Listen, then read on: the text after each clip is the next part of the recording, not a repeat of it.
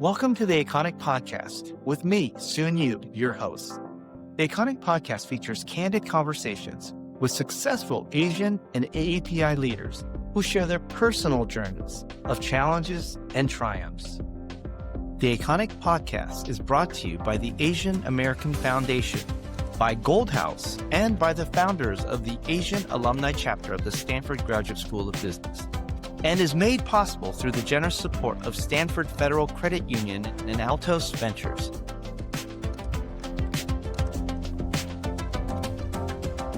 I got to Stanford and I was like, oh, I'm sure I'm the admissions mistake, and I was like, it's only a matter of time until they find out. And everyone seemed more successful, more confident, all the things. And so I felt just nervous and intimidated. I never wanted to speak up in class, And then one day I was asked to give a talk in front of all my classmates about my HIV/AIDS work. And so I was so nervous. I prepared nonstop for this talk.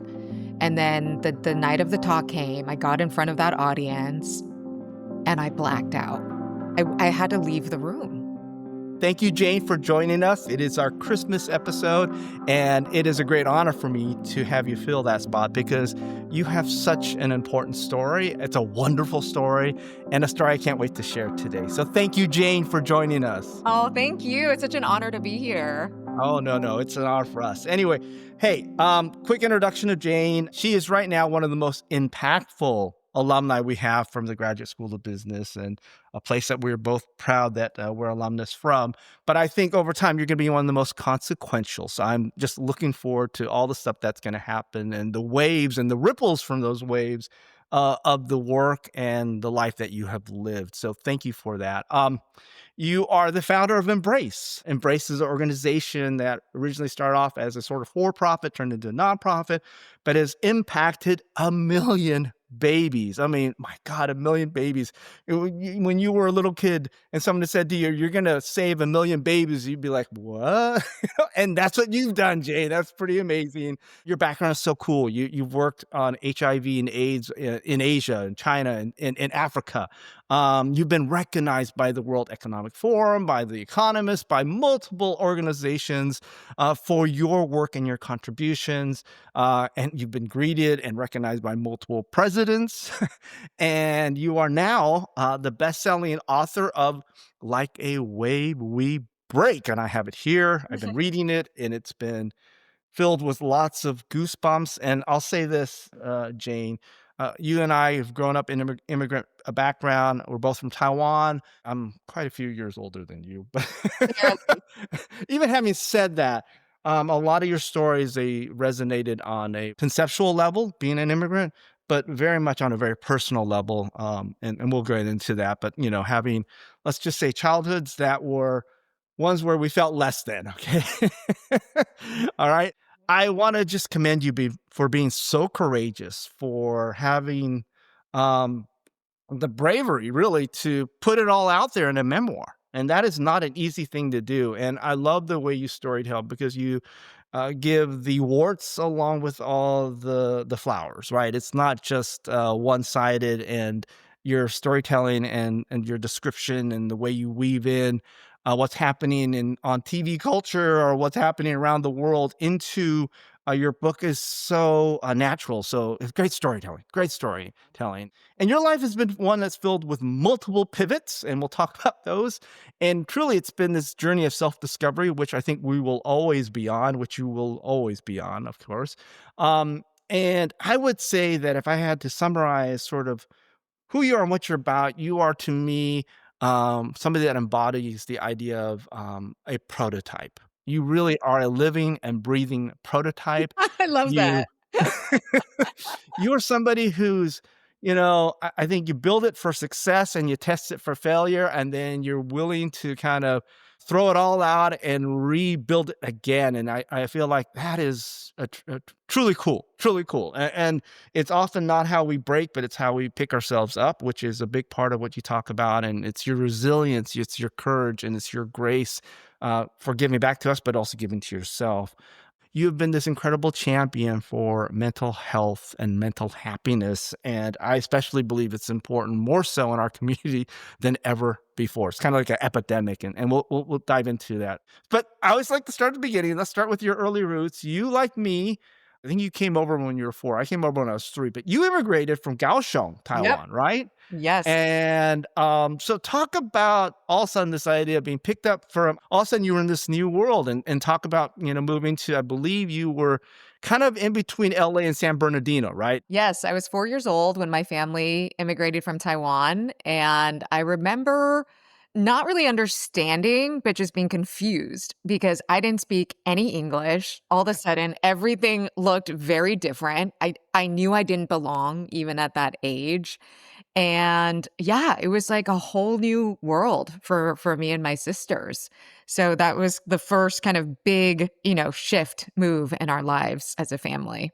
And I remember you talking about this is sort of the need to belong and not Mhm. feeling like we did belong. You talk about this early story in the book about how you had this, I don't know, coveted or this wonderful set of Smurf dolls, right? Yes, And yes. how you used basically kinda to, transactionally to kinda find friendship, and can you talk about what you did Yeah. and Oh my gosh, I love this 'cause I haven't talked about this in any other podcast. So thank you for asking this question. But this is one of my earliest memories. And I remember, like I said, just sticking out like a sore thumb. I was the only Asian kid in my class. I was confused. I didn't speak English. I have a picture of me in preschool. Okay. And everyone is blonde hair, wearing these sundresses. And I'm sitting like a foot away from everyone else with a frown, dark black hair. My mom dressed me like a little tomboy. But anyway, I remember like I really wanted friends and I wanted to play with the other kids. And so there was one little girl who was kind of to me the quintessential all American girl, right? She had like blonde hair and she was so blue eyes and she was so pretty. And I thought, I want to play with her. And so one day, my mom was packing my lunch and my grandfather had bought me a set of Smurfs, like figurines. And I shoved them into my lunchbox when she wasn't looking, and so when I got to school, it was lunchtime that day, I opened my lunchbox and all the Smurfs came tumbling out, and the kids gathered around me, they were so excited, and I looked at this little girl and I offered my Smurf family to her if she would play with me the next day. So Mm. she kind of happily took the Smurfs, and I thought, "Oh, I'm gonna have a friend now." And the next day I went up to her and I don't even know how I must have said this in very broken English, but I said, "Okay, let's play." And she said, "No." And I Oh, said, "But I gave you my Smurfs." And she didn't care. And I said, "Well, then give them back." And she said, "I can't. They're at home." And I was stunned. Like, I didn't know what to say, and I was like, "Oh my god, she took my Smurfs and she agreed to play with me, and now she's like, what do I say?" And I just remember feeling so rejected in that moment, and betrayed, really. And as an immigrant, it's so hard already, but I was very shy, and I think that made me withdraw even more and not trust the people around me even more. yeah, I mean, that early childhood trauma, it's very much one where, we file away, but it never goes away, right? It is there. And to your description, I mean, it's something that fundamentally shifted the way you approached socialization, right? And the sense of reaffirming you didn't belong. And in fact, if anything, everything you probably tried to try to belong would probably, or at least you're sort of forecasting ahead saying it probably end up the same way, right? And so it's better not to even make waves, I suppose is one of the ways to sort of interpret that. And um, but at some point you found solace in this idea of achievement, right? It actually started early on when there was a poetry contest, right? And you didn't speak English hardly well at all, and so, like, I'm saying it well right now. So, my grammar's all broken even now, right? So, but talk about that experience and what happened. Yeah, so this was in kindergarten, actually, so what I talked about was preschool, so Oh, even though kindergarten, sorry. yeah, Wow, yeah. no, no, my English was still very, very basic, and my kindergarten teacher announced a poetry recitation contest, Mhm. and so one day she brought out this book of poems, and she said every kid got to choose a poem. and then we would recite it, a few months later in this contest. And so I remember looking through the book and I chose Noah's Ark, which Mm. was the longest poem in the book. But I love the images and, the animals 2 by 2 boarding this boat, and I think, like, this concept of that they were traveling across the sea to a new land. I think I resonated with that. Mm. So I chose that poem, and I remember the teacher saying to me, "Are you sure? It's the longest poem in the book." And I said, "No, I'm sure." And so my mother, who also barely spoke English, like really invested in me, trained me every day. She would have me practice the poem on center stage, which was like the mantle of the fireplace. And she would just like drill me over and over again and make me do this poem perfectly. And so we got to the day of the competition and I won the contest. Mm. And the teacher stood up in front of everyone and announced my name, and she said that she was in tears, and she said to everyone, "When I met this little girl, she didn't speak any English, and now she's won this contest." And I remember my parents were so proud with my blue ribbon, and I think that was kind of the first indicator to me about the importance of achievement. And if you perform, then you will be loved, and therefore you will be safe. And I think many of us grew up probably with that formula for success. And in many ways, it has worked well for us. I mean, there's not a lot of complaints in terms of, the after sort of effects of having that as a philosophy. But we'll talk about it. It is also it can form a trap too, right? And it's something you had to sort of unravel or sort of pull apart later on in your life in terms of that being a winning formula and the only winning formula, right? Yeah. But let's face it, you grew up in a very immigrant background with a strong sense of academics and achievement as a path to so-called freedom and a path to opportunities. You talk about your dad a lot, and obviously a ton in the book, and we'll talk about many stories about your dad in this podcast. But there's one I particularly was really interested in, is because it reminded me of my mom. My mom was a math teacher. My sense is that you learned your times table pretty early on. I learned it probably in first or second grade, and my sense that you learned it Oh, no, before. no, I was in 2nd grade. I was in Okay, okay, yeah. okay. But you had it memorized by second grade, right? I mean, it was down pack. Yeah, Yeah. yeah. And your dad actually it wasn't just about times table, it was a times table as a stepping stone to something more, and he gave you a nickname, right? He called you Doctor Chen? Is that right? When you were, like, in 1st or 2nd Yeah, grade? Can you explain yeah. this idea of being called Doctor Chen? Yeah, yeah, my dad was obsessed with me becoming a doctor because in Asian culture and in Taiwan in particular, that is like the highest level of success and the most honored profession. So both my grandfathers were doctors. My dad never became a doctor, which I think he really regretted, and so he like put all of that expectation on me. So growing up, he would ask me, "What's your name?" And I'd have to answer Dr. Chen. And that was, like, his early way of brainwashing me, Mhm, And of mhm. course, we know how this works with kids. It Right. never works out well. In the end, they wanna rebel. But, yeah, my dad would really wanted me to be good at math because he felt that was imperative to becoming a doctor. And so in 2nd grade, I would climb into bed with him on weekend mornings, and I would cuddle with him, and that was really the only physical affection I ever had with my father. Otherwise, he was kind of, a stoic Asian man, but we'd Right. cuddle, and he'd practice times tables with me, and so he would drill me on those times tables, and, I sure enough, that those drills worked. I won all the math competitions in my class that year, but again, each of these things is, like, further reinforcing in my child brain that performance and achievement equals love. Yeah, your moments of tenderness with your father were also mixed in with moments of achievement and performance or prepping for future Yes. achievement and performance. So in some ways, it's a beautiful story. In some ways, it's kind of messed up. So, Right. Totally. Totally. I right. didn't So, understand that till much, much later, just how deeply ingrained it was that achievement is how you earn love. I mean, from there, you obviously, did well in high school. You then went to Pomona College, one of the five colleges of the Claremont colleges, which, I told my son, you should definitely look into those. Those were awesome. I had friends that went to Pomona, to Scripps, to Harvey Mudd, obviously. So great, great, great schools, right? And you graduated and you decided I believe you decided to work in Asia. Is that right? And so what was that the decision like, "Hey, and you did like, in many ways, your education and what you were doing was very typical, right? Like, you went to a great college, and then from there, you went into consulting, but the deviation, maybe you decided to do it in, I believe, in Hong Kong. Is that right? Yes, yes, yes. Well, to my parents' disappointment, I never became a doctor, so my act of rebellion was becoming a management consultant. I worked in Asia, and I kind of followed the footsteps of my older sister who had taken a very similar path. Your old sister's Nancy, is that right? Nancy, yeah, so she had gone to this great liberal arts school. She helped me land my first job with the Monitor Group, a management consulting company, and they happened to have an opening in their Hong Kong office.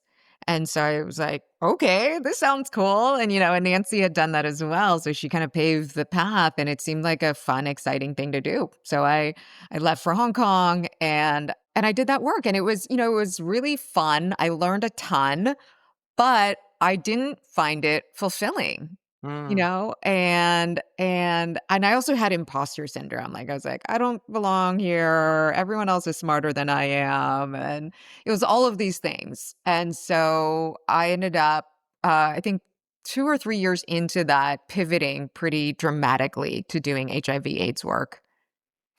So that's a major pivot from going from what I call business to purpose, right? And what what kind of light bulb went on and how did that happen where you decided I'm going from management consulting and on this fast track to become CEO to really I'm going to work on HIV and AIDS and I'm going to do it in China. I mean, explain how you got on this path from business to purpose. It was just as surprising to me. It was not planned, but one day, while living in Hong Kong, I read an article in the New York Times about the AIDS epidemic in China. And Hmm. basically, what happened was millions of people contracted AIDS, HIV/AIDS, through a blood collection campaign.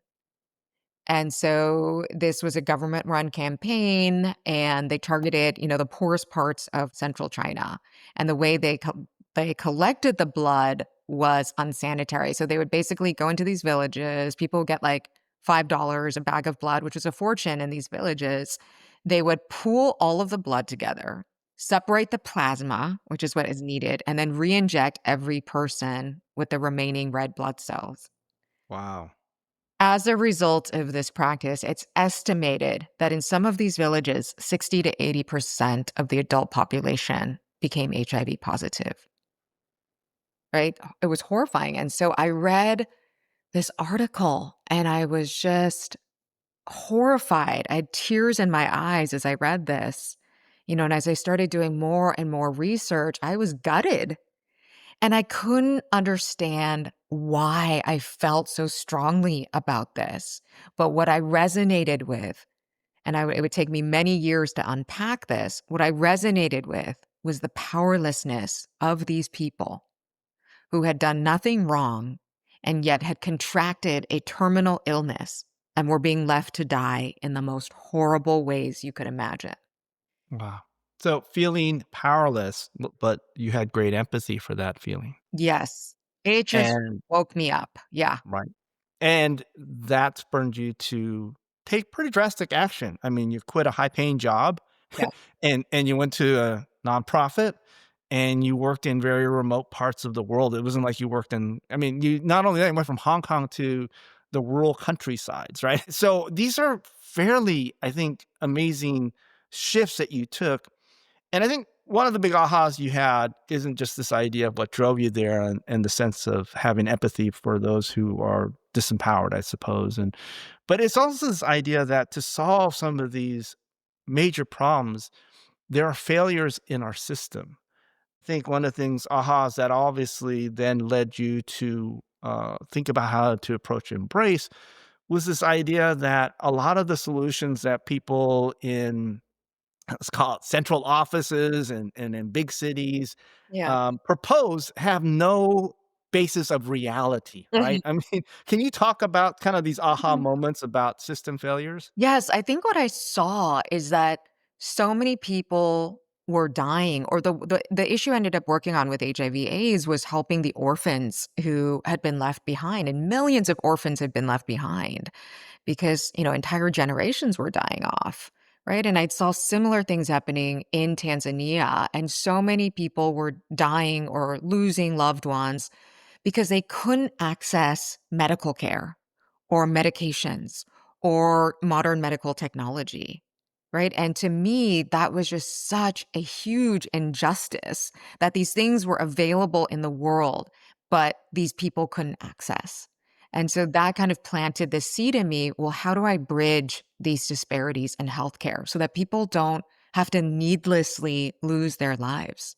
Yeah. And I think one of the big conclusions is a lot of the solutions, they have to be able to be executed on a very micro local level. They Yes. can't necessarily rely on Yeah. systematic, oh, we're gonna all of a sudden create a infrastructure for transportation, right? Yeah. And low cost it's like, no, you gotta solve it right there when it's happening with the local conditions, with maybe no electricity, with Yeah. with Yeah. all that. And I think that's such a big learning that you being on basically in the huts and in the houses and with the people, only by doing that did you get insight into that, and I think that's something that you've done your whole life is actually be on the street, so to speak, right? Yeah, yeah, yeah, yeah, and it's only in that way that you cultivate both true empathy and you start to understand, like, what is needed to fix this situation.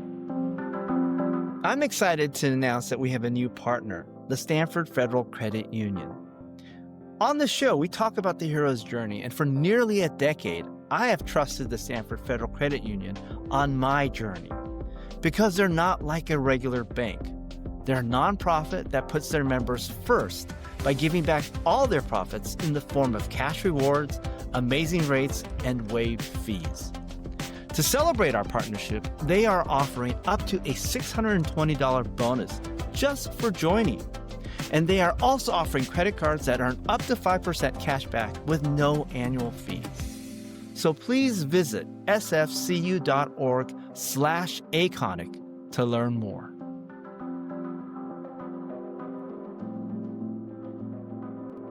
When I was younger, resilience was about pushing, pushing, pushing. If I was exhausted, work harder. Right. Now, resilience is about treating myself with compassion and knowing that I am enough regardless of my external successes or failures, right? And the reason this is so important is because when we have this inner sense of worthiness that is unshakable, right? Then we can take risks and fail and brush ourselves off and know we're going to be okay. So after that, I think you kind of were a career grad student for about 3 or 4 years, right? You did something at first I kind of read it and I thought, oh, maybe you graduated Harvard for first. Yeah. You did both Harvard's public management program, which is the best in the world, Stanford's business school, which is arguably one of the best in the world. Right? But you did them concurrently. Now, it's not like you did one, then the other. You actually sort of rotated years and went back. What possessed you to even think about doing That's a that? good question. And looking back, I'm like, what possessed me to do that? I don't know. But That's longer than law school if you think about it, right? I mean, yeah, you know I somehow thought it was a good idea and the truth of the story is, and I didn't write about this in the memoir, but I had gotten into both programs and I couldn't decide which one to do. so this is your indecision. Yes. This is me being indecisive, and I have this character trait where, like, if I can't decide between flavors of ice cream, I'll just get, like, all 10 and eat all of them, right? So this is that aspect of my personality coming out, but I couldn't decide, and so then I learned that you could petition to combine the programs, and it was nuts. You would do, like, a year at Harvard, a year at Stanford, the 3rd year half-half, at each Oh, so it was only 3 years. Okay, 3 got years. it. It was Okay, 3 okay. years, yeah, because Yeah. otherwise each Only, sorry, only. only 3 years.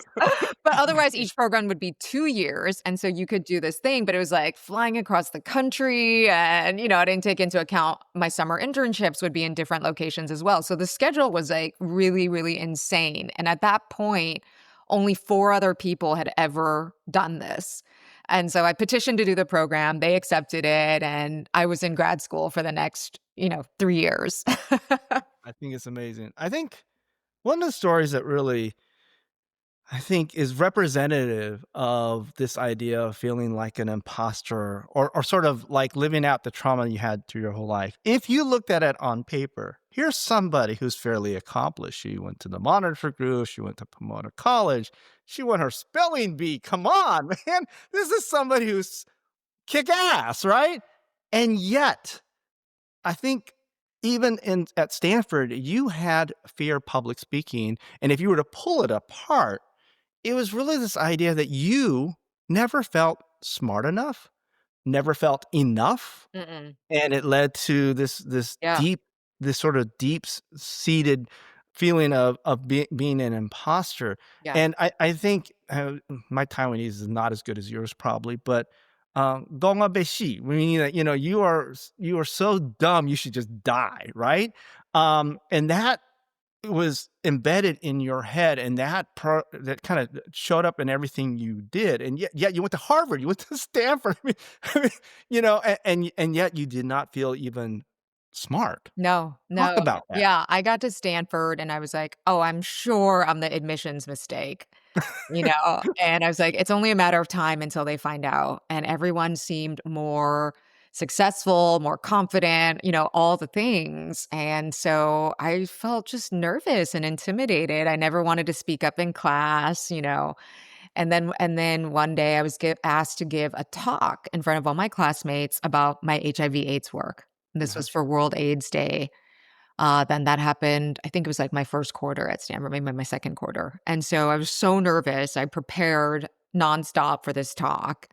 And then the night of the talk came, I got in front of that audience and I blacked out. I blacked out. I You stood up and you yeah, started and I then you started blacked out. yeah, I started talking for, like, I had 1 or 2 slides come up, and then it was just literally black. Like, I had no idea what I was gonna say next. I couldn't even reach for a word, and I had to leave the room. You left the I room. So, left. basically, the whole audience was Yes. sitting there with Yes. the slides up, Yes. and And you I walked out. left. I left, and I walked Wow. out, and I'm feeling mortified for you right now. yes, I was mortified. This was like my nightmare coming true, Right. right? That now everyone knows the truth, Yeah. that I don't belong here, I'm incompetent, and I'm really stupid. The gig is up. We know now, right? Exactly. Yeah. So a friend came after me. I actually went back in the room and I did finish the presentation. And Is after that because that friend came after you and kind of Yeah, my dear friend Julie, she calmed me down and she just helped me take a few deep breaths. And I went in and I finished. But afterwards, it stayed with me. And even though a number of people said to me, "Oh, that was a great presentation," I could not hear it. All I felt was now everybody knows. Mhm. And so I was so scared of public speaking after that soon that I couldn't even stand in front of a classroom and say, "My name is Jane," without having a panic attack. Okay. I remember in certain classrooms, I would have to stay in my seat as everyone else stood up and introduced themselves.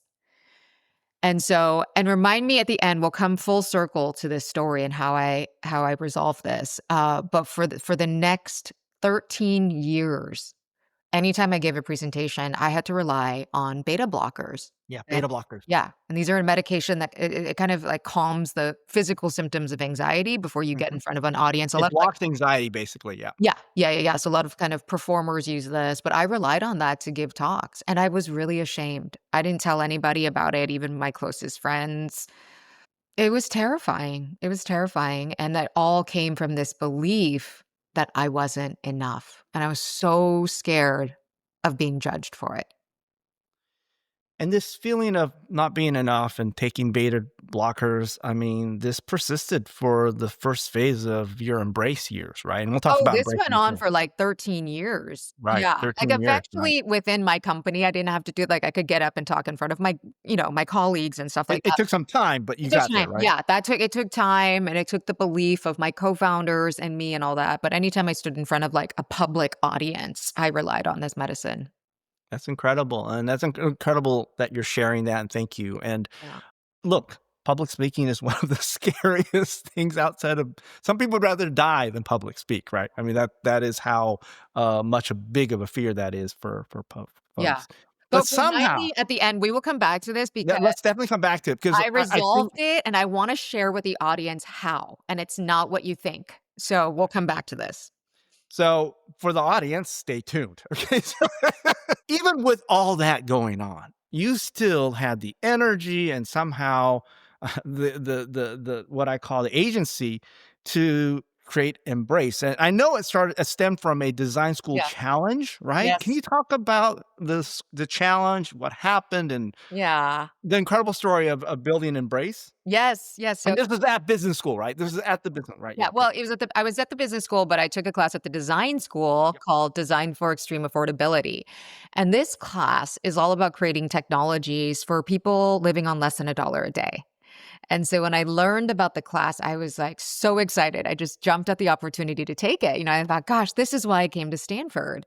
And so that year, the class had partnered with a nonprofit in Nepal, and they had Mm, identified that babies were dying because there weren't incubators. Incubators were too expensive for these hospitals. They're $20,000 and upwards. And so the challenge posed to us was to build a baby incubator that costs less than 1% of a traditional incubator. So that was and so I teamed up with this incredible group. This class is all interdisciplinary. And so students from the medical school, law school, all the engineering schools come together. And I teamed up with this incredible group of graduate school students. And we worked on this challenge together. Right. And so what we came to understand was that, first of all, there's 15 million preterm and underweight babies born every year around the world. 15 million. Wow. 15 million, 2.3 million babies die within the first 28 days of their life. And one of the biggest problems they face is staying warm or regulating their body temperature. Like they said, like 80% of the babies, the main reason they're in the incubator is they just need to stay warm. Yeah, they just need to stay warm. But what we discovered is that it wasn't just about cost. Many of these places had donated incubators that weren't functional because there wasn't stable electricity. Mhm. Right? And so that became our big aha. And then many, many babies were actually dying, not in the hospitals, but in the villages. Right, in the home. Yes, Yeah. in the home, in these villages, because people didn't even have the money, the means to get to the nearest hospital.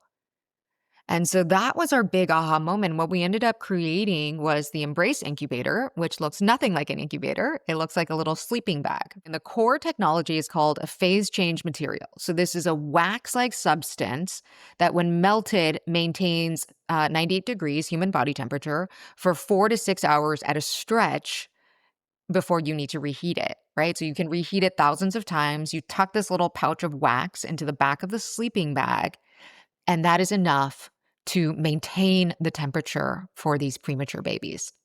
Yeah, what was so brilliant about that is how, 1, portable it was, Mhm. 2, how a mom could actually use it, right? It was simple enough where your mom could, use it. Yeah. I love Face Change. I worked, at the North Face and at many of the, apparel companies with Yep. VF, so I understand the idea of Face Change, but Face Change is really an idea of special materials that their properties change, but the main property, when it changes is that it resonates a consistent, level of heat at a certain temperature, and for our babies, I think it was 98 degrees or something that you wanted to keep it at. That's wonderful, and I love this part of it too.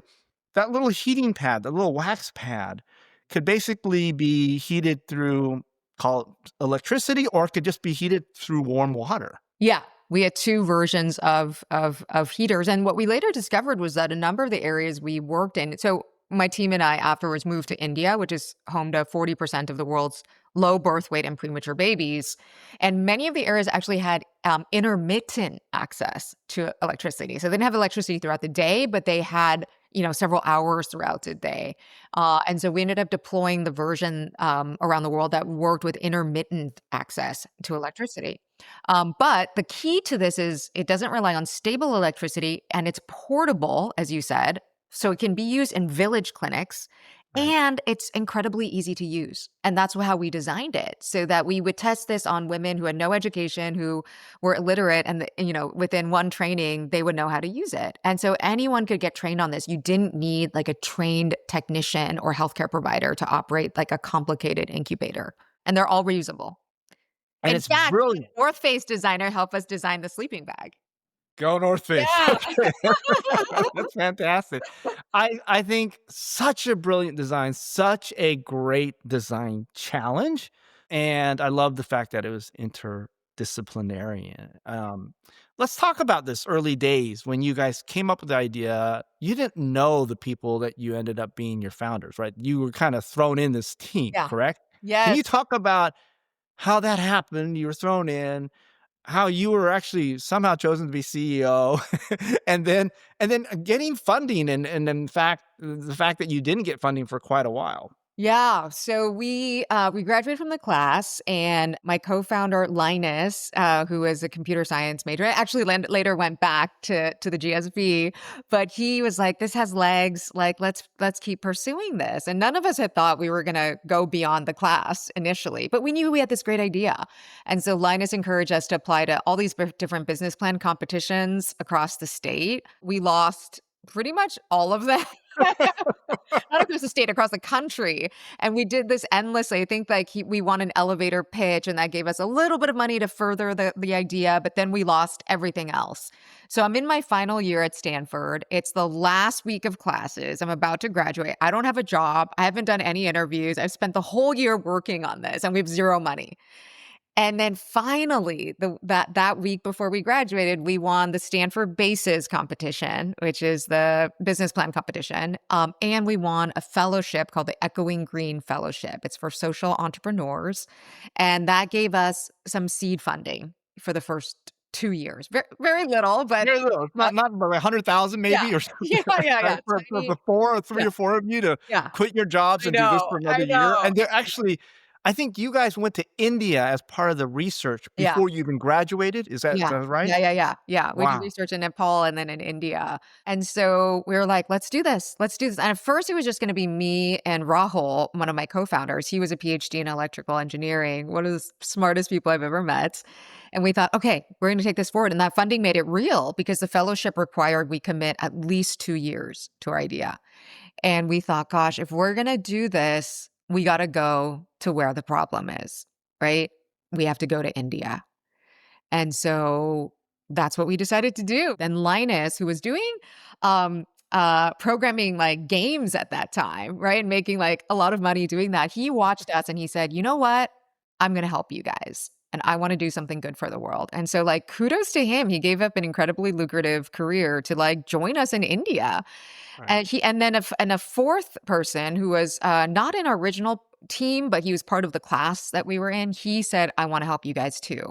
So the four of us moved to India together, and this Wow. is like a year after we graduated. A year after you moved to India, and so you went from, like, I don't know, the sort of safety and comfort of the Bay Area, and where did you guys move in India? I'm always curious, what part of the country? Was it the Bangalore. South?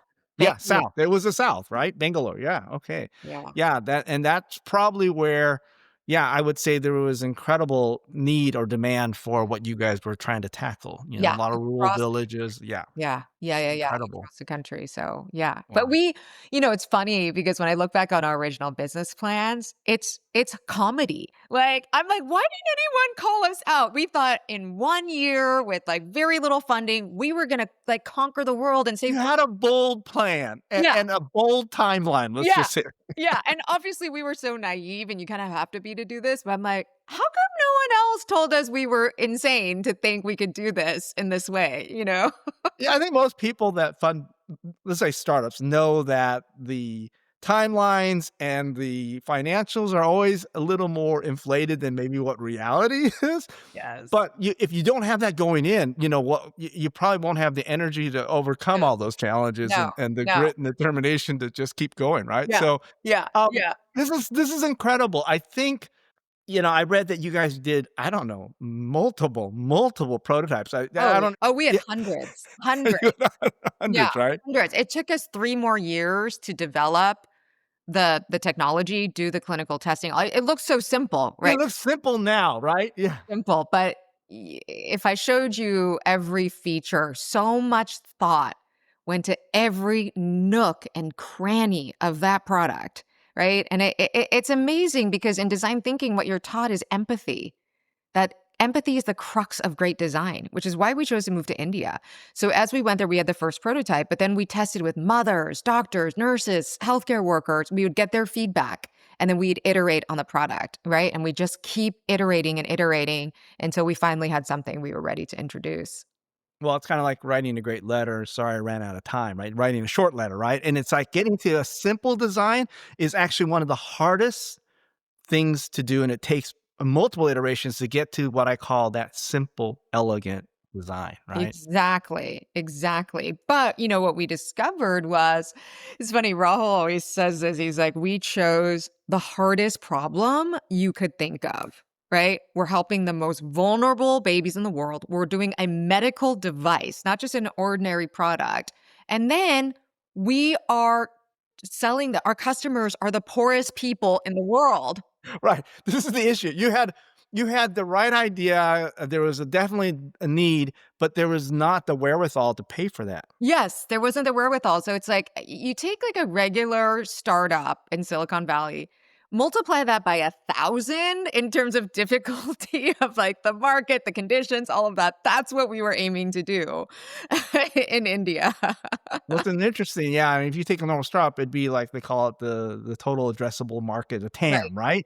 So you had a great number of TAM in terms of the overall need, but right. then when you add in the, affordable TAM or the part of the TAM that could actually pay for it, it was quite low. So It was quite low, it was quite low, and yeah, we had started as a nonprofit, but we spun out a for-profit arm because there were investors who were interested, in that in putting money into it, and so we also kind of pivoted business models, and then what we quickly discovered was that wow, this is really hard. Every part about it, right? Figuring out the clinical study took years. Figuring out the right manufacturing. We couldn't find a quality manufacturer. So we set up mm, our own manufacturing facility.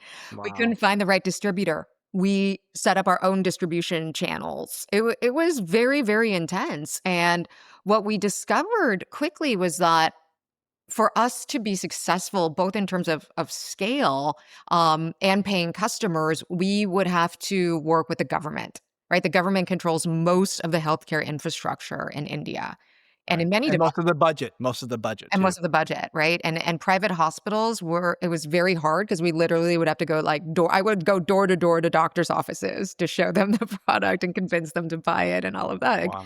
the cost of sales and distribution is too high, and so we are gonna work with the government. That was the only way to scale, and that in it of itself is so difficult because it's mired in I was gonna say corruption, there's corruption, yeah, bureaucracy, like mhm. the ways to like get these contracts. It was so difficult. You have to go through a tender process, you have to know all the right people, and then an election cycle happens and the health ministers change hands and you're kind of back to square one.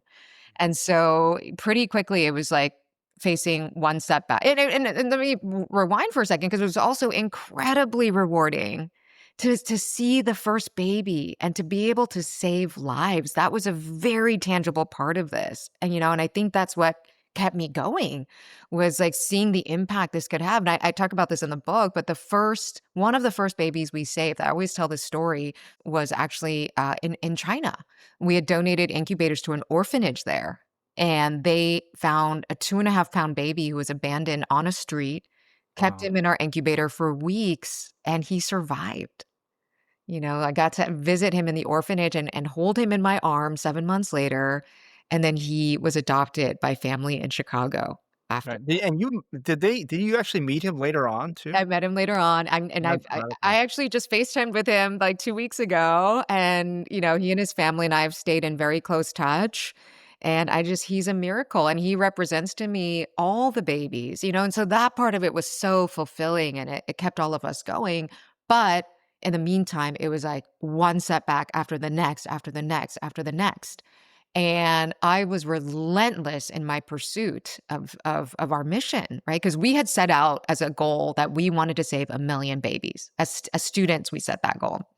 And so I worked 80 to 100-hour weeks. Like that time in India, I made one friend. I never went out on the weekends. I never even took weekends off. Like I just immersed myself in that work to the point that I only discovered later that it was totally unhealthy and drove me later to, total burnout.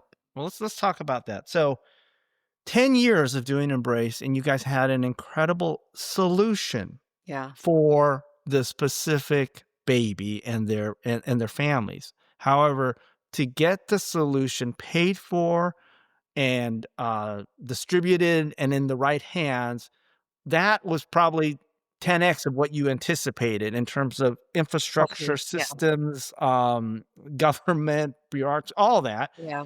And this is your 10th year. And you probably guys were at a place where, you kinda wanted to throw your hands up, but there was sort of something on the horizon that seemed very promising, and can you talk about that? And talk about what happened with that and why, quite frankly, it ended the first phase of Embrace? Yes. Well, there was a couple things along the way, but one of what we knew pretty quickly that we couldn't do this on our own, and we could only do it with the help of a global distributor. And so we had a potential deal come up with Philips Healthcare. And it was so exciting because they were going to become our global distributor, put in the next round of financing, all the things. And we thought this is the solution that and we all thought this was kind of the light at the end of the tunnel, or really the beginning that would make this sustainable.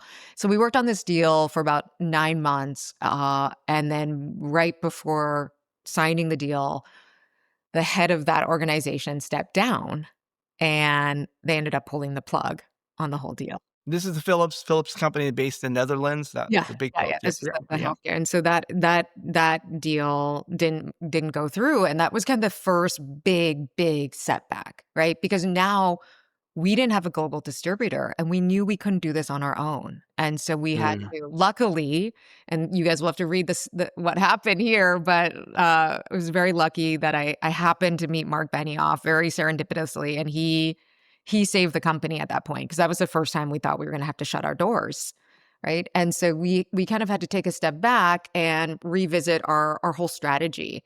And so I won't go into the details, but there were multiple pivots in our business model and our strategy along the way, and we were not able to find the sustainable business model. And so 10 years in, we had run out of funding, and there was a potential acquisition deal.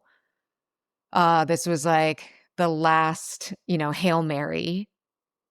This time we did sign all of the paperwork. We had signed every piece of document to move forward with this, and then that acquiring firm shut down. At this point, 10 years into it, after overcoming challenge after challenge, but then as you overcome one challenge, another would or Yeah. two would pop at Oh their god. head, right? Yeah. It was Uh, nonstop. you I want to take a moment to acknowledge a remarkable organization led by our guest, Jane Chen. And that organization is Embrace Global. Embrace is a nonprofit making sure babies, no matter where they are born, have access to life-saving warmth. In many crisis zones, traditional incubators are unavailable or are not functioning, and premature newborns struggle to survive. Embrace addresses this gap with an innovative, portable, reusable incubator that keeps babies warm for hours. The technology is safe, proven, and already used in more than 25 countries. To date, they've reached over 1 million babies and continue to respond in places like Ukraine, Yemen, and Sudan. It's an extraordinary mission, one that's giving vulnerable newborns the chance to survive. You can learn more at embraceglobal.org.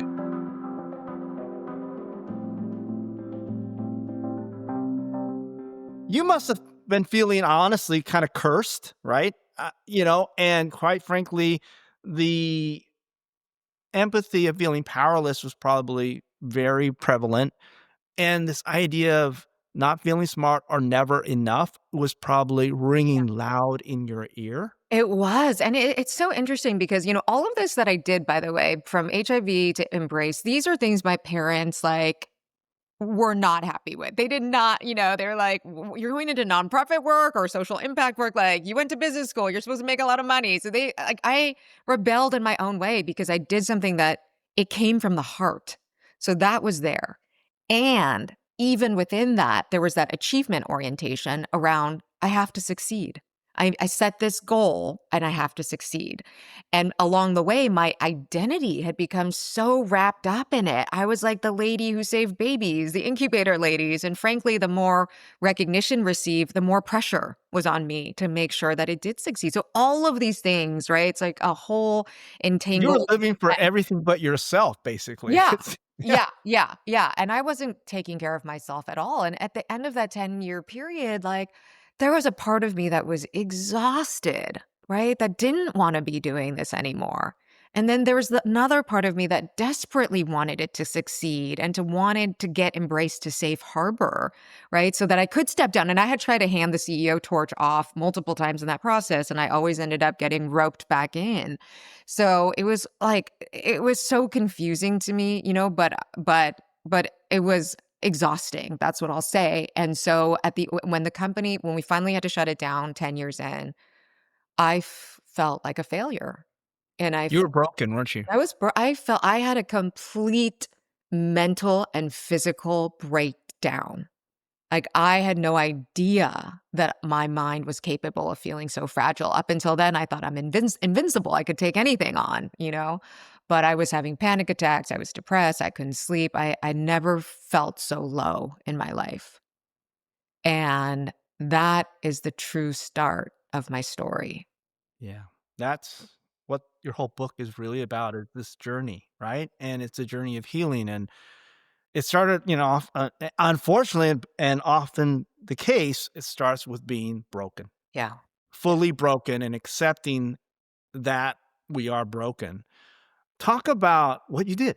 Yeah. So at that point, I'm like, I was just thought You didn't have a job, right? You I were didn't have kind a of job. I had nothing. I had nothing. I had lost everything. right. Right. You And you you so didn't have a nest egg. It I didn't wasn't have a like nest you egg. No, were, I had barely made money. all your stock was worth 0, Yeah, right? yeah, So yeah. Yeah, yeah, and we had worked like, we had slaved away for years not making much money. Like, I've had very, very little at that point, right? And now I mean, I felt like I had nothing in terms of my company was gone, my identity was gone, right? I didn't have a title, a job, anything, and so I oh, decided. but one thing you did have, and this sounds facetious, but you had all the baggage of I mean, swear to God, you had all the baggage of expectation and not meeting it, right? And being a failure. So that's what I carried with me, and I thought, I have to get away from everything to find myself again. I felt called to just get away. And so I packed up a surfboard, a suitcase, I bought a one-way ticket to Indonesia, and I was like,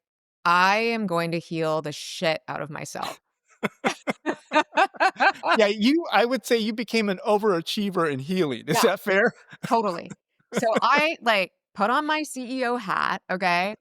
And I was like, I'm gonna fix this. And I had like I'm gonna fix this. I had a spreadsheet soon of, like, every healing modality, okay, that anyone ever Was there, like, at least a dozen on there? Oh my gosh, yeah, and then and I was like, "I'm gonna try them all, and if something doesn't work, I'm gonna pivot and do the next thing, and I am just going to, like, fix this." I did psychedelic journeys, I did every kind of, self-help and, like, somatic therapies. I ended up, doing something called internal family systems. We'll talk about some of the stuff that was the most helpful later, because I think that'll be helpful for listeners. I did a frog poisoning ceremony where I Yeah. burned Well, holes you in my burned yourself. yeah, I burned 14 holes in my leg. It was supposed to purge my past, and instead, I purged pretty much everything I'd ever eaten in my entire so, there was that. I did everything, and I looked for every kind of esoteric healer I could find, in this quest to, heal myself or fix myself.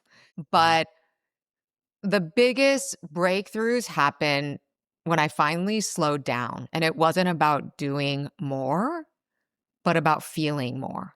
Mm. And I think for many of us, especially in the That's scary, by the way, feeling more? We're not taught to no, feel, come on, right?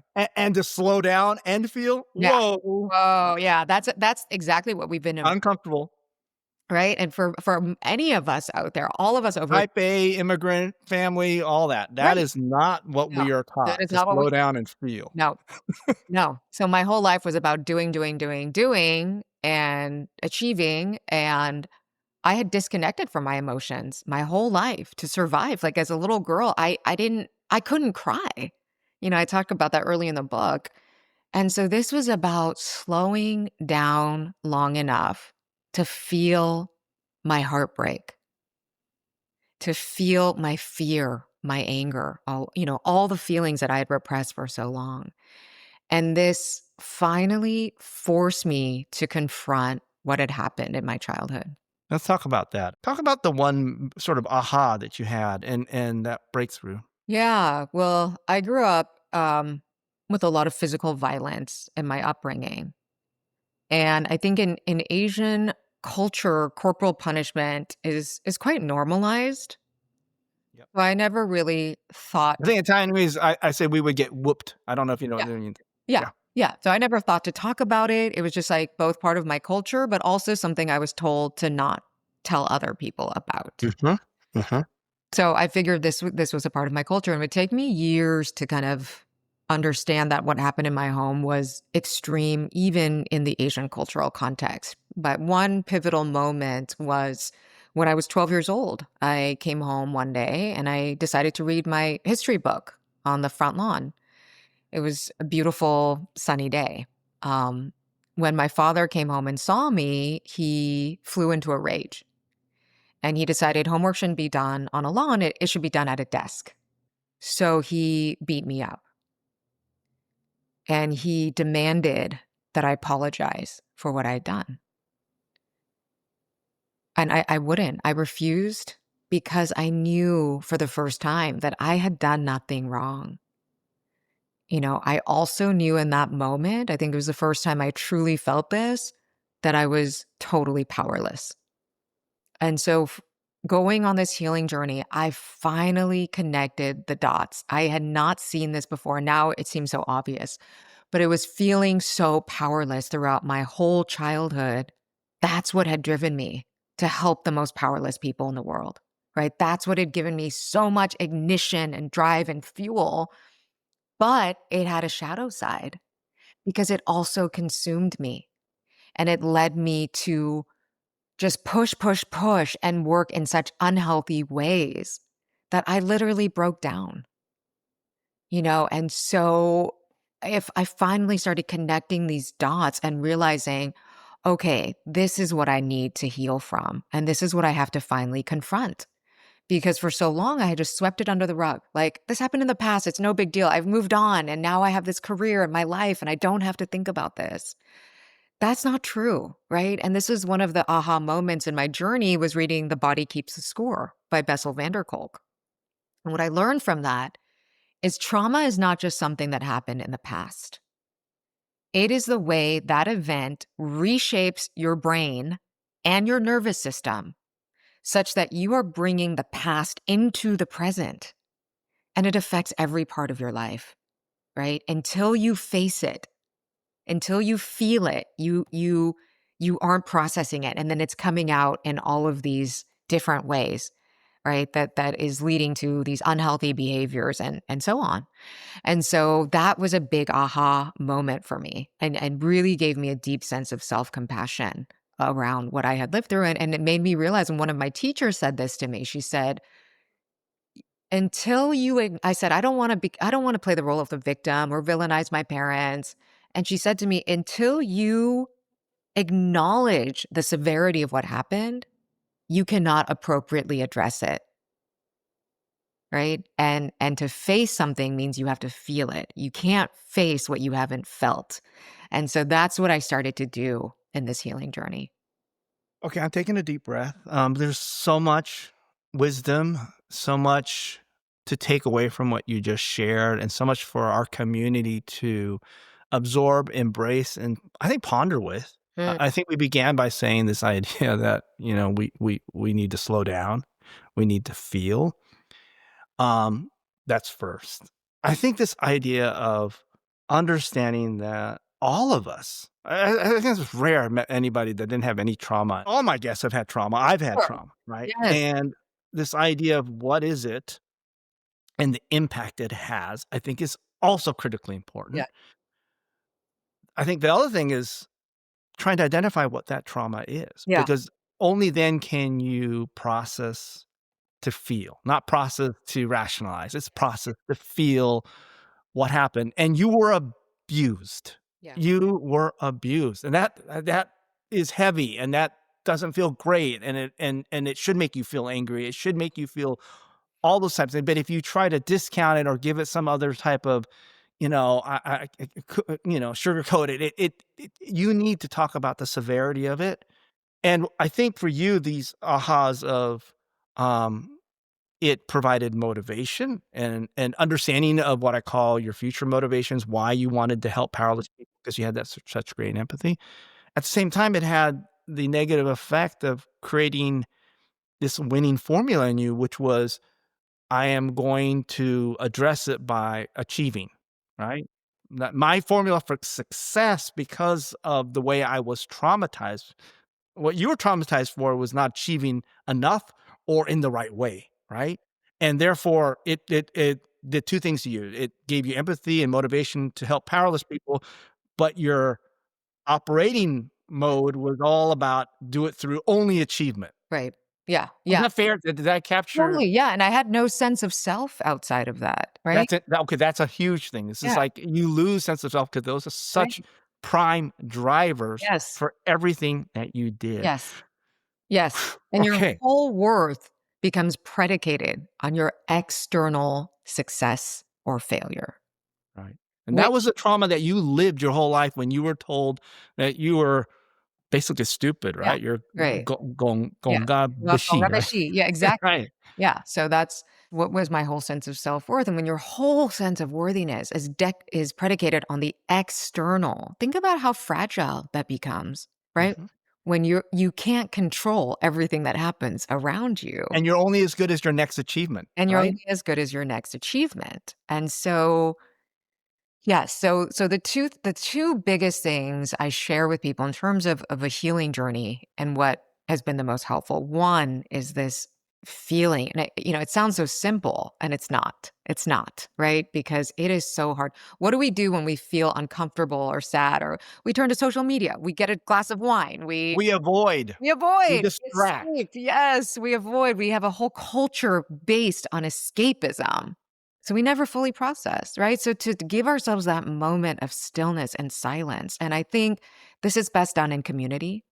Healing happens in community. So I'm so grateful for the friends, teachers, healers who create a safe enough space for me to go there, right? So that's one part of it. The other thing is learning self compassion. Now, this is not something I had ever in my life until I went on this healing journey. And one of the most useful things that I did was something called parts work. So, this is a therapeutic modality that is based on the premise that we all have different parts of ourselves, This right? is the internal family This is, system yes, internal therapy? family Okay. system. So, IFS, right? yes, IFS. IFS or parts work. And so, you soon might have like you might have the perfectionist, the control freak, the overachiever, the inner critic, right? I'm just making this up, but these are all Oh, I don't know. Okay. Ooh. and then you have parts of you that carry more painful emotions like shame or Mhm. rejection, Oh, not abandonment, feeling enough. By not the way, you and I share fathers that all had yes, the same impact on yes, us too. Yeah. yes, not feeling enough, right? Mhm. And so the goal of this practice is how to relate to all these different parts of ourselves differently. And instead of like banishing them or judging them, that we have compassion for each of these parts of ourselves, right? The overachiever is there to protect us from feeling like we're not enough, right? And then how do we have compassion for these little parts of us, these young parts of us that we're told that they weren't enough? So for what I started to realize through this practice is that for most of my life, I wanted everyone else to show little Jane that she was enough, right? I wanted other people or the accolades to show her. And at one point, I even became obsessed with this practice called a psychodrama, which Psychodrama yeah, therapy, right? yeah, Another psychotherapy. form of therapy, right? Yeah, Yep. which, the short of it is you find, people to play the role of your ideal parents, Mhm. and it's to give yourself kind of a more, loving alternative of something that happened in your childhood, and so for a while, I became obsessed with the idea that if I just found the perfect ideal father who said to me all the things I once needed to hear, I would be fixed, that would be the silver bullet. And so I even did this with a friend. I found like my perfect ideal father. I scripted out all the lines I wanted him to say to me. And we got to the day of doing this exercise. My friend played this role for me and he read all the lines to me. It was perfect. And I felt nothing. I Mm. just felt nothing. And so I had this picture of myself, it's actually on my desk right now, this picture of myself as a 5-year-old on my desk, on my coffee table. So cute. And I picked up the picture and I took that piece of paper and I read every line I had written to 5-year-old Jane. And I just said, I'm so sorry. You didn't deserve that. You are enough and you are loved. And she believed me for the first time. And what I came to understand from that is that everything we're seeking out there, it has to come from within here. And if we can't give that to ourselves, no one else can. And this is the importance of self compassion. Well, thank you for sharing that story. And I think I'm just pausing for a moment, and there's so many different thoughts just running through my head. And one of the things that really struck me was how you had to go on this self healing journey, looking at all these external therapies and external validations and external solutions. And in reality, all those were pointing to the most important thing, which was the solution lies within yourself. And it may sound a little corny, but that's where it really comes down to. And it's this idea of self-compassion, but it also means self-love. It means self-acceptance. It means self-acknowledgement, like acknowledging ourselves, and then self-gratitude. These are really hard concepts if you think about it, Yes. because we're taught to find all those from external sources or from our achievements or from Yeah. other people Yeah. validating our efforts, right? And I have an executive coach, and a lot of time we spend just acknowledging ourselves, acknowledging myself, right? Like, I Yeah. acknowledge myself. It feels weird at Yeah. first to It's say, weird. I'm proud that I did Yeah. this and it turned out this Yeah. way. Oh, really? Okay, Right. Especially in Asian culture. We don't do that. We do Yeah. not do that. So, No. yeah.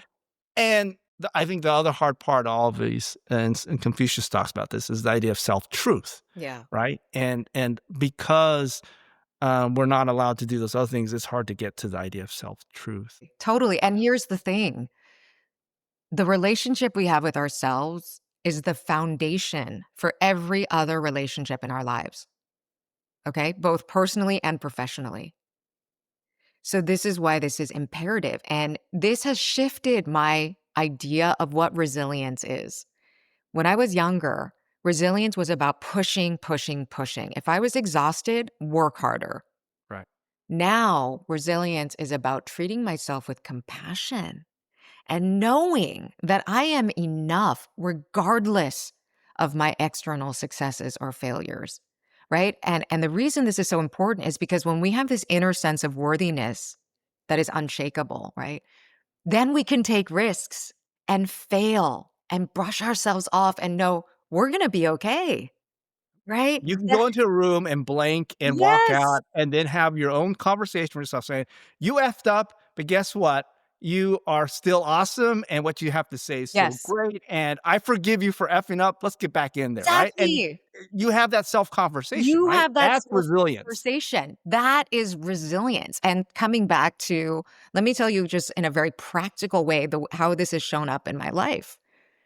We talked about the public speaking fear earlier on. So about 4 years ago, 3, 4 years ago, coming out of doing this healing work, and having this very different relationship with myself, I was asked to give a big talk. It was a finance conference. Peyton Manning was the other headliner, and I I didn't even know who Peyton Manning was, but there's all these famous people, and I thought, "I'm not gonna take a beta blocker. I just wanna show up as me." And the way I prepared for that conference was I didn't visualize success like everyone tells you to, I did the opposite. I I love visual this. Yeah, I visualized standing up on that stage and bombing, just blacking out. I love this. Yeah, the way I You did were the 13 years. worst prototype in the world, and you imagine that, right? I Yeah, love this. yeah. So imagine the worst case scenario. And then what I did was I looked at this I had a conversation with 5-year-old me, and I said, "Hey, it's okay. You're You're still gonna a." survive. Yeah. More than that, you're still loved. You're still Love worthy. it, love it. Oh, Doesn't yeah. matter if you mess up. I got up that day and I gave the best talk I'd ever given. The conference organizers told me it was the highest rated talk they'd ever had at the conference. And I've never had to take a beta blocker again. I just spoke on the TED stage 2 weeks ago, and that was my first time on the TED stage without taking a beta blocker. Mm, And it's because I know I'm going to be okay no matter what. And so this is what I champion now to everybody, right? How do we develop that self compassion? yeah. And the way this extends, by the way, just very briefly to a leadership context, right? There is so much research that shows psychological safety is the number one most important determinant of the highest functioning teams, of innovation, right? And that's the safety for team members to come up, take risks, present their whole selves. As a leader, how do you create that for others if you don't have that within yourself? Absolutely. Right? And so you develop that for yourself by leaning into vulnerability, developing self-compassion, feeling all your feelings. So this isn't isolated to just like woo-woo self-help work. This extends to everyone around us. And to me, this is why I'm dedicating my life to this now. Like I've stepped down from Embrace this year. I'm focused on leadership development and leadership coaching. Because look at what's happening in our society today, right? It's so fractured, it's so divisive. So many people are acting out of fear, ego, and control. When we can finally develop that compassion for ourselves, then we can truly act from a place of shared purpose and love and compassion for others, right? And that's how we start to develop a more harmonious world. And so that's what I'm, dedicating myself to now. I love talking to you. We could go for hours and hours. We're well over. Sorry, audience, but I just think it was well worth it. I wanna just really capstone what you just said. I think is so important. This redefinition of what resilience is, right? This redefinition of what true, you want to call it grit, you want to call it endurance, whatever. It's this idea that true resilience isn't, this idea of, oh, I'm going to put in more hours or I'm going to go at it a 15th time. Well, I'm going to make the 100th prototype. It's not that. It's the ability to love yourself even in your worst moments, Yes. right? Yeah. Even in your worst moments. And if you can do that, then no matter how bad you ever F up or how bad it ever gets, that love is resilient for yourself. Yes. That is such a beautiful definition. If anything in this whole podcast, people take away that one thing, as it relates to mental health, as it relates to creating psychologically safe environments for both yourself, your family, for your Yes. colleagues, for your team members. It starts with you and that ability to be resilient with self-love. So that is really important. The other thing I had an aha moment in reading your book and thinking about what you were saying, and this is important, especially as we're talking about uh, Asian culture. And it's this idea that self respect still has to come before filial respect. Yes. And Yes. oftentimes we sacrifice self respect, self love, self compassion for the need to be the duteous son or daughter or to, listen to or and so I think that's another really important takeaway is this idea of our self-love, self-respect is first and foremost even before filial love and respect. Absolutely. And Um, here's the thing about that too, though, is that in having more compassion for myself, I can also extend that to my family. Mm-hmm. right? And that's why it was so important for me to explore in the book, how did my parents grow up? The history of Taiwan. Taiwan was under martial law for 38 years, and there was so much violence and oppression during that time, right? And now I see the way that gets brought into lineages and families. So I have a great deal of compassion for my father, my parents, Taiwan as a society. And again, it's because and I still have my, I still have my sense of boundaries now, but I'm able to have both, to have boundaries and maintain an open heart, right? And that has come from this inner work and this ability to foster compassion within myself. Well, when you can appreciate the different parts of you and the value that those parts play, also why those parts can act up certain times in the wrong way and forgive them Yes. despite Yes. of that, right? Yes. Then you're able to do that outside of your body, out Yes. with others, and I think that's so important. By the way, when I was listening to you talk about IFS and reading about it, Yeah. it reminded me of the movie Inside Out, Yes, and it's yes, yes. very similar. They use the IFS Totally. principles, but they only confine it, I think, to emotions versus part, and they have islands that kind of represent different Yeah. parts, but very analogous, right? This Yeah. idea of how do we understand different parts of who Yeah. we are emotionally, or different Yeah. experiences, Right. or different roles, or Yes. archetypes that we play, Yeah. and learn how to appreciate them, and in some ways, um, not only appreciate them, but incorporate them, Yeah. right? Right? Yeah. And I think Exactly. that's so great. Um, Incredible book. I recommend Thank you. everyone pick it up, write an incredible review, both on Goodreads and on Amazon for it. You were a national bestseller already. Congratulations on that. Um, You. Jane, I just am so proud to say that you're an alumnus with us, and what you're doing. And I'm just happy we have this podcast because we can share stories like yours. Because not only does the audience actually get a lot of it, I personally get so much out of it. And in just learning about you and your story, there's so much of it that touched on and was analogous to my upbringing. So Mm. thank you for helping me Thank learn how to love myself better.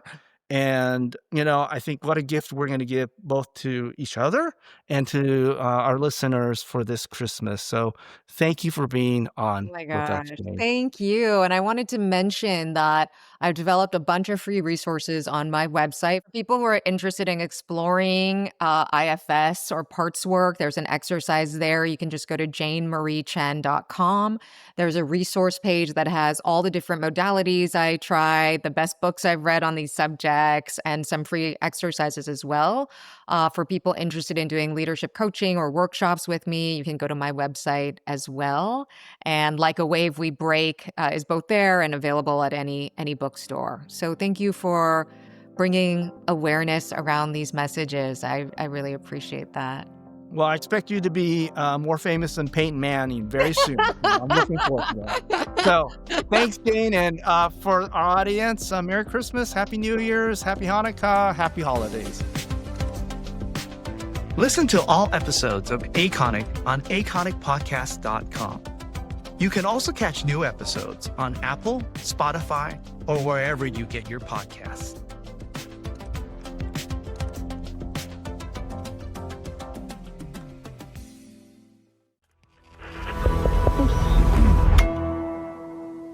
Resonate.